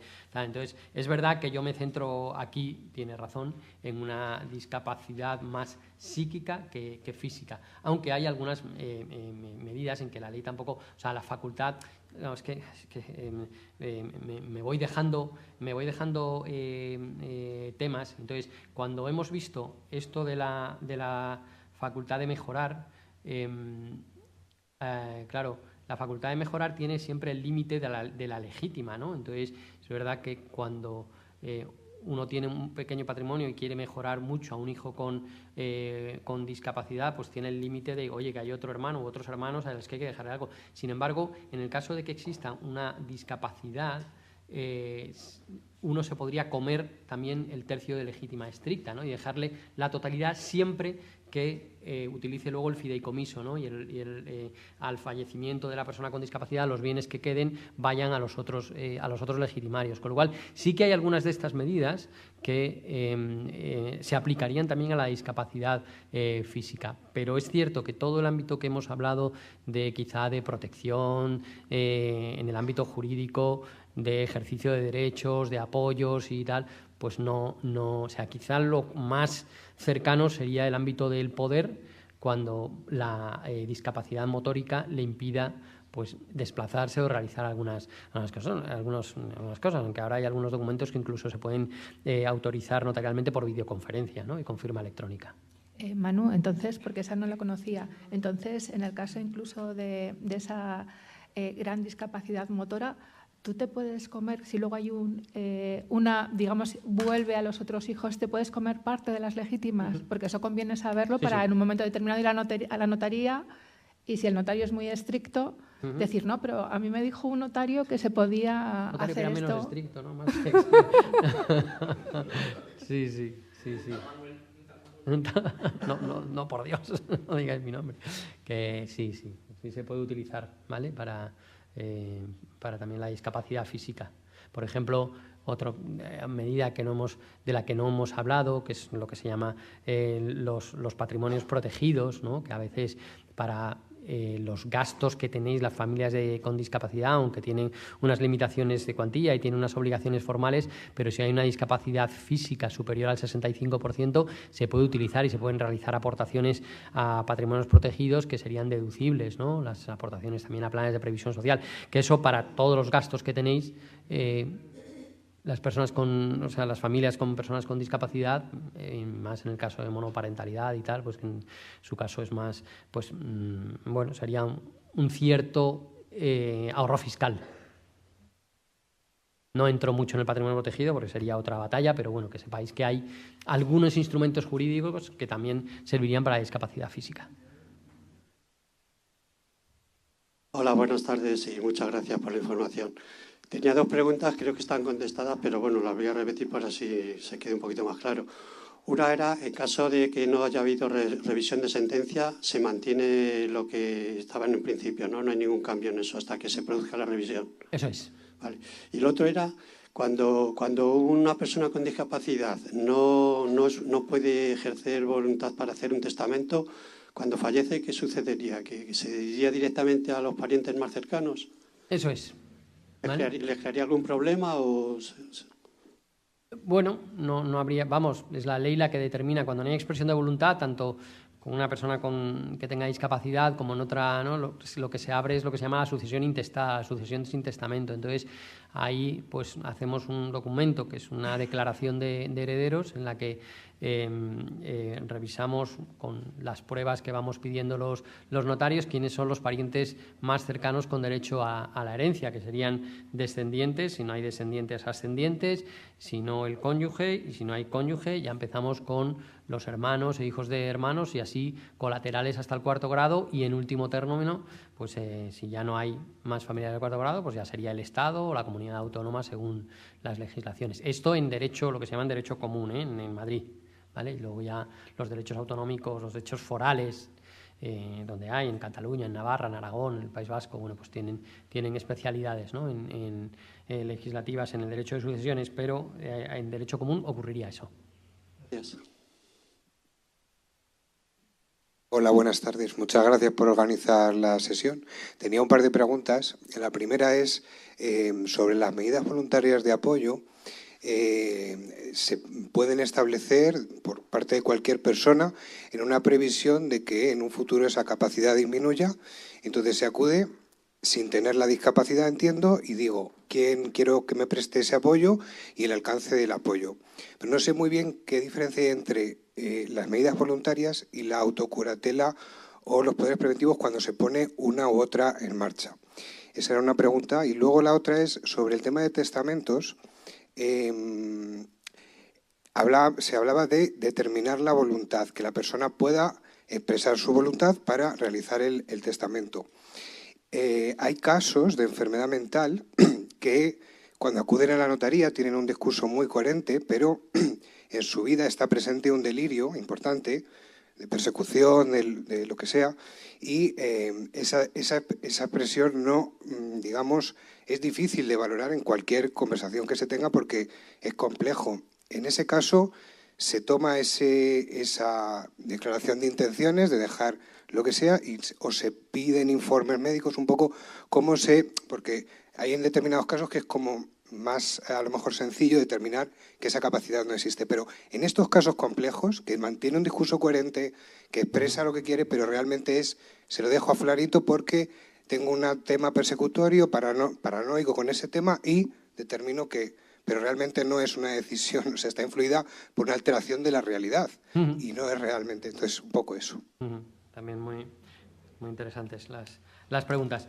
A ver, medidas voluntarias de apoyo son todas, tanto un poder como una autocuratela, como un documento en el que uno establece su forma de actuar, su forma en que quiere ejercer su capacidad jurídica. Es cierto que, claro, esto es la nomenclatura que utiliza la ley, y a mí ya en el desenvolvimiento práctico de esta ley me gusta, no me gusta tanto la palabra medidas de apoyo cuando se refiere a un poder, porque un poder en realidad uno está autorizando a otro a actuar por sí mismo. Entonces, en realidad ahí no está prestando ningún apoyo, sino que sería un representante, ¿no? Entonces, es verdad que es un poco confuso, porque el apoyo, como hemos dicho antes, es una medida para que uno pueda ejercitar sus derechos acompañado de otro normalmente. Pero bueno, es verdad que quizá es un poco confuso. Pero entonces, diferencias entre documento en el que uno establezca las medidas de apoyo, ¿vale? Es un documento en el que uno va definiendo los distintos ámbitos. Ahí ese documento normalmente se otorga en el caso de que uno ya tenga una discapacidad. También lo puede prever, para el caso, porque la ley dice que es en previsión o en apreciación de su capacidad. Pero normalmente esos documentos de apoyo se están otorgando por alguien que ya tenga una discapacidad y está diciendo, bueno, que él se siente inseguro para el ejercicio de sus derechos, y entonces que para determinados ámbitos, pues por ejemplo para vender un bien, pues que va a necesitar el apoyo de esta persona, para pedir citas médicas o para tomar una determinada decisión médica, que la toma él pero con el apoyo de tal, que si no, ¿vale? Entonces esto va configurando, es una especie de curatela pero que se hace notarialmente, ¿vale? Diferencia entre un poder específico y una autocuratela, pues que el poder es un documento estrictamente notarial, ¿vale? Y que se da y se revoca notarialmente, y en que uno decide cuál es el ámbito de actuación, y esto va a ocurrir en todas las medidas casi de... Y la autocuratela es una previsión que uno hace de quién quiere que judicialmente sea designado como su curador, pero hasta que no lo designa el juez no podría actuar, ¿vale? De tal manera que el poder actúa desde ya, inmediatamente, desde, bueno, cuando uno diga, pero la decisión parte de la propia persona que ha otorgado esa medida de apoyo, ese poder, y sin embargo la curatela necesita un procedimiento judicial en el que se valide ese nombramiento como curador, ¿de acuerdo? Entonces, uno puede establecer también el ámbito, puede establecer, pero necesita pasar por el juzgado, digamos, para que pueda actuar. Me explico en los distintos ámbitos de los apoyos. Testamento de persona con enfermedad mental. Es complicadísimo, la verdad, el tema de la enfermedad mental, tiene un discurso coherente. Lo cierto es que uno no va a la notaría y dice, señor notario, buenos días, que sepa que tengo una discapacidad, y entonces tal, sino que viene una persona que me va a contar quién quiere que sean sus herederos, o que se lo cuenta a uno de mis oficiales, lo dice, y luego yo le pregunto en la sala y digo, bueno, pues vale, es correcto lo que hemos puesto en el documento, pues se firma. Entonces, es un poco complicado, ¿no? Para nosotros, para muchas personas, porque tienen un discurso coherente. Otra cosa es que tú, hablando con él, nosotros cuando entramos a una sala de firmas con un testamento, pues hablamos un diálogo y a veces vemos alguna cosa rara, ¿no? Y entonces ahí pues intentamos incidir, pero desde luego se nos podría colar. Cuando entró en vigor la Ley 821, esto no sé si lo conocen, el Tribunal Supremo dictó casi a los 2 o 3 días una sentencia que se refería a un señor con un síndrome de Diógenes, ¿no? La ley lo que dice es que hay que respetar la voluntad, deseos y preferencias de una persona con discapacidad. Entonces, esa persona con síndrome de Diógenes decía que estaba encantado con él tener la casa llena de porquería, aunque para los vecinos era un problemón porque estaba pues aquello oliendo ya a una... Entonces, él decía que como consecuencia de la convención era obligatorio respetar su voluntad, sus deseos, y su voluntad era vivir con la porquería en casa. Entonces, el Tribunal Supremo interpretó la ley diciendo que, hombre, que si la propia enfermedad mental o la propia discapacidad le impedía tomar o le hacía tomar decisiones que fueran perjudiciales tanto para él, su salud, como para el entorno o la comunidad, hombre, que se podía atender, pero no siempre seguir su voluntad de deseos y preferencias. O sea, si su voluntad era meterse en dirección contraria por la M30, pues a lo mejor hay que decir, oye, no sé, ¿no? Uno vive en comunidad, por lo tanto tiene que tener una serie de límites. Por tanto, es difícil, ¿no? En esos casos. Y es difícil también respetar la voluntad cuando una persona ya es mayor y dice, a tomar por saco mis hijos. Yo lo que siempre he querido es comprarme un Maserati. Y entonces yo no les voy a dejar a mis hijos. Eso es un ejemplo que ponía un profesor de ICADE el otro día en una charla que dábamos, ¿no? a estos efectos. Entonces el hijo dice, no, yo creo que mi padre no está bien. Yo creo que mi padre hay que... Entonces, hay que respetar la voluntad del padre que ha querido siempre Maserati, ¿tal? O la voluntad de los hijos que dicen, oye, yo creo que a mi padre hay que designarle una curatela porque si no, esto no puede. Bueno, pues claro, hay límites, pero en el caso de la enfermedad mental me parece muy complicado y los padres, sobre todo, sufren mucho. Y yo creo que quizá el establecer unas reglas de administración respecto de los bienes que uno se les deje sería lo más conveniente, porque ahí ya se está publicitando en el propio testamento de uno, oye, mi hijo tiene una discapacidad, una enfermedad mental, y yo quiero que mis bienes sigan este régimen de administración, no para limitarle, sino para protegerle, ¿no?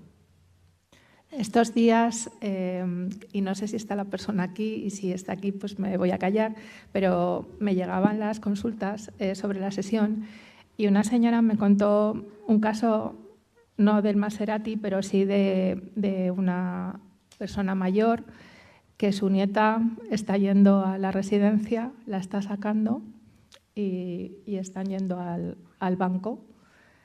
Y hay ¿alguna posibilidad de parar eso o no? Bueno, yo creo que en esos casos hay que ponerlo en conocimiento de la Fiscalía, ¿vale? Si se ve que se está abusando o influyendo en una persona que tiene ya una cierta discapacidad o una enfermedad, pues hay que denunciarlo, ¿no?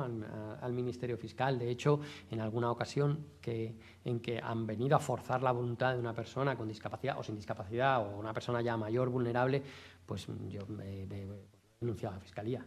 ¿Vale? Si nosotros nos damos cuenta que eso está pasando, pues no solo no autorizamos el documento, sino que denunciamos.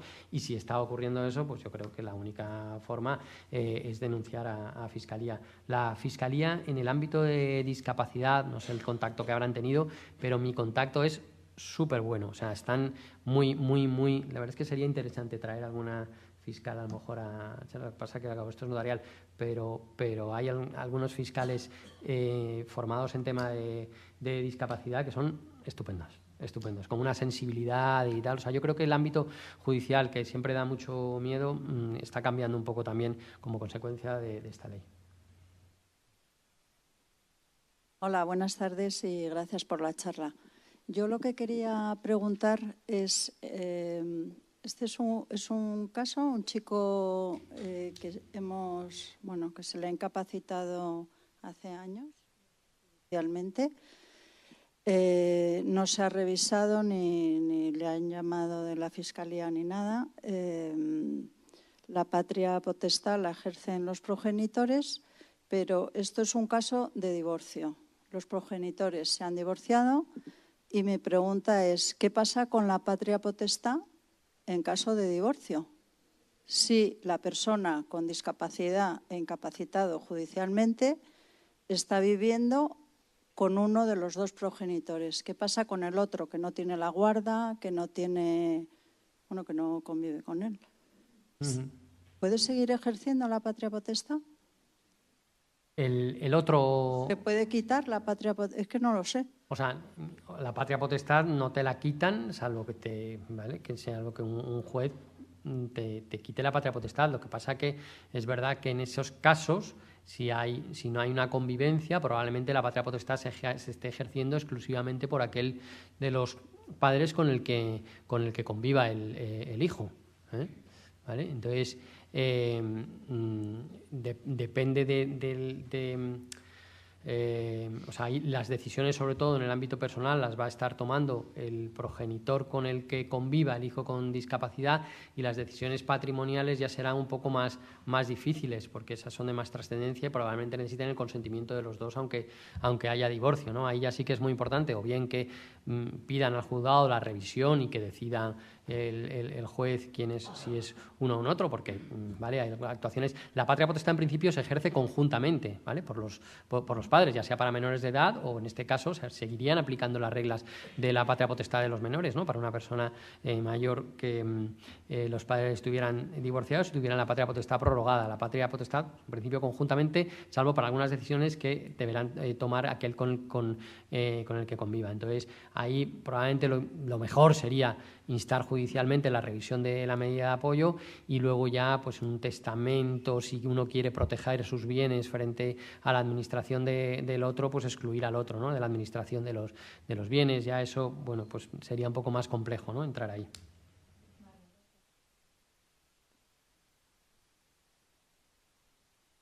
Hola, buenas tardes. Muchas gracias también por la información, porque en el mundo de la discapacidad pues estamos bastante perdidas las familias. Yo quería hacer una pregunta que no sé si se encuadra dentro de esta charla o ha sido en otra, o puede ser en otras futuras. En el caso de los apoyos que necesitan en el futuro, si no hay una figura familiar ni una figura de una amistad, o sea, no tenemos una figura para designar, ¿qué se hace? O sea, ¿lo decide el juez? ¿Cómo se...? Pues claro, si una persona se encuentra con discapacidad en una situación de desamparo, ¿no? Pues será el juez el que lo decida. El que decida quién va a ser la persona de apoyo. Normalmente hay determinadas entidades en las comunidades autónomas que ejercen. En Madrid yo creo que está Futumat, ¿no? La fundación, y ahora creo que han cambiado el nombre, porque es la Fundación de Apoyo de Personas de la Discapacidad de Madrid. Antes era la Fundación de Tutelas, ¿no? de la Comunidad de Madrid. Bueno, hay determinadas entidades. Quizá lo mejor, si uno no tiene familiares o personas cercanas, que bueno, que cada día se da más, pues las personas son más reducidas, las familias son más reducidas, pues si no hay un entorno de apoyo, quizá lo lógico sea investigar fundaciones o entidades que ejerzan apoyo y que puedan ganar su confianza, más que dejarlo al futuro, a lo que bueno, pues un juez determine, ¿no? Pero sí, claro, si hay una necesidad de apoyo en una situación de desamparo, no ha habido ninguna designación, pues será el juez el que decida, y normalmente lo mandará a un ámbito institucional, ¿no? A una entidad de la Comunidad de Madrid o de donde viva, ¿vale? Entiendo que ese será el procedimiento que utilice el juez. No sé si le he respondido. Hola, buenas tardes. Hola. En el cuadrito primero que habían puesto hay algo que creo que no me ha quedado muy claro. Cuando ponía medidas judiciales, voluntarias y el híbrido. A ver, entre los poderes y la autocuratela quería saber cuál tenía una acción más amplia. Eso. Porque por lo que yo he entendido ahí iba como de menos a más, ¿no? La curatela asistencial, digamos, tiene menor representación. Después la segunda sería la curatela representativa y con más... No.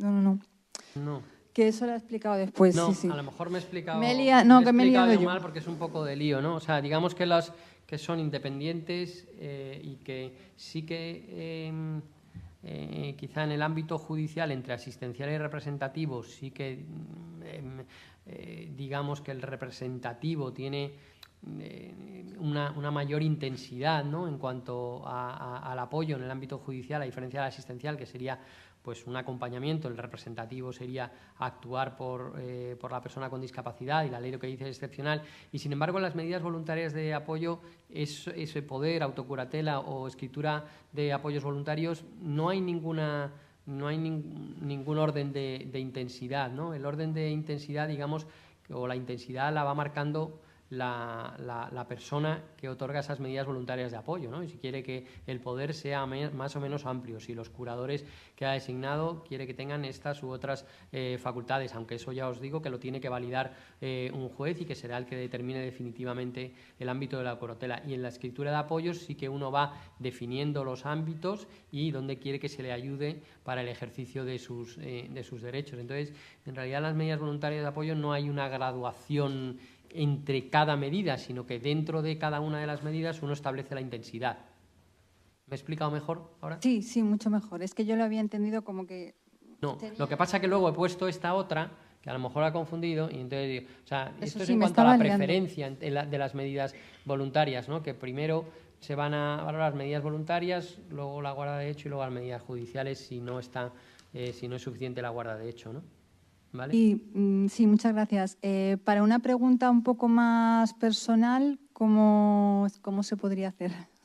Un caso más personal. Bueno, un trato, pues ya acudir a la notaría, ¿no? A plantear ya un caso más concreto, pues a ir a la notaría, ¿no? Bueno, muchas gracias.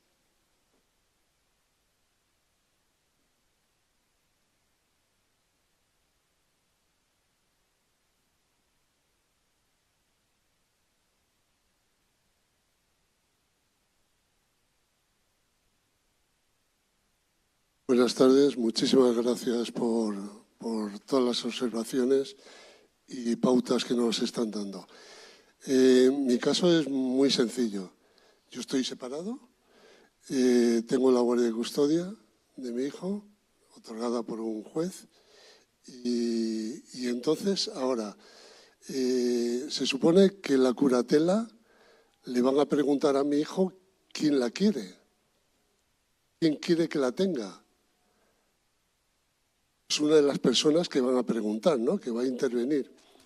Mi hijo hoy puede decir que yo y mañana puede decir que su madre. Y dentro de un mes que yo y dentro de un mes que su madre. Y así voy a estar. Uno de los casos que eso, cuando me dieron la guardia de custodia, mi hijo dijo que no quería verme más. Yo dije, ¿y por qué? Digo, pues porque quiero que mi madre me administre mis bienes. Punto. Y le pregunté yo, ¿qué es administrar, hijo? No lo sé. ¿Administrar tus bienes? No lo sé. Entonces, claro, el machaque que hace, en mi caso, una persona contraria en este caso, pues no sé la determinación judicial que vamos a poder tomar. Porque a mí me concedieron la guardia de custodia sin yo haberla solicitado. Una jueza, además. Porque, claro, cuando vio la cantidad de demandas que me ponía esta señora, pidiendo más dinero y tal cual, dijo, pero esto no puede seguir así. Punto. Entonces... Claro, no sé, o sea... sé lo que determinará un juez, entiendo que es complicado, ¿no? Los casos de crisis conyugal, más con hijos con discapacidad por medio, que se pueden utilizar como... pelota, bueno, pues no, o sea, quiero decir, ahí no es un juez, no conozco en detalle el procedimiento judicial, ¿no? Pero ahí no es un juez el que le pregunta con quién quieres ir, con papá o con mamá, ¿no? Sino que hay lo que se llama ahora una mesa de control en el que hay un trabajador social, hay un psicólogo, hay un forense, también está la figura que se llama ahora del facilitador, ¿no? Que va a ayudar a comprender a la persona con discapacidad el procedimiento judicial y le va a acercar el procedimiento y le va a ayudar a expresar su voluntad, y con todas esas pues el juez decidirá, ¿vale? No creo que se pueda estar revisando continuamente eso, ¿no? Y entonces en el ámbito personal pues será un poco más lo que decía el juez. En el ámbito patrimonial, si al final uno no está de acuerdo con que sea el otro el que vaya a ejercitar la patria potestad y va a haber bienes y tal, pues no, pues hay medidas un poco que uno puede establecer para controlar al menos la parte patrimonial, ¿no? Al menos la suya. Lo que es complicado, claro.